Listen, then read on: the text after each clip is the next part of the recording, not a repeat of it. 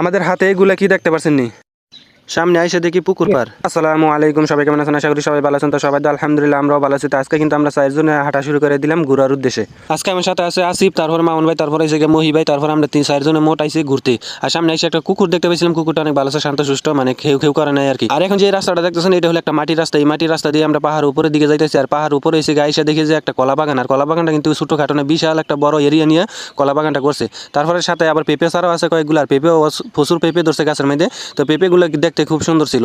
এখন যে খালি মাছাটা দেখতেছেন এটা হলো একটা করলার মানে সবজি খেতে আর কি। তো করলা নিচে লাগাইছে ছোট ছোট গাছ। আর সামনে এসে দেখতে একটা লাম বোতানের গাছ, প্রচুর লাম বোতান হয়েছে। আর এই লাম বোতানগুলো খেতে কিন্তু পুরো উপকূল রেসুর মতন, খেতেও খুব সুস্বাদু হয়। আর সামনে এসে দেখি একটা মরিচ খেত। আর মরিচ খেতে দেখি যে বিশাল বড় বড় লম্বা লম্বা মরিচগুলা। আর এখন যে গ্রামটা দেখতেছেন এই গ্রামটা হচ্ছে আমাদের রুমের সামনে। আমরা এই গ্রামে বেশিরভাগ ঘোরাফেরা করি আর কি। আর এখন যেটা দেখতেছেন এটা হচ্ছে একটা মাছের পুকুর, মাছের প্রজেক্ট। আর এখানে মাছগুলো ধরা হয় ঘন্টা হিসাবে, মানে আপনার 1 ঘন্টার জন্য মানে কত টাকা জানি নেয়। আর বসি দিয়ে মাছ ধরতে হবে, যতগুলো মাছ ধরেন ততই আপনার লাভ লস হয়েছে আপনার কাছে।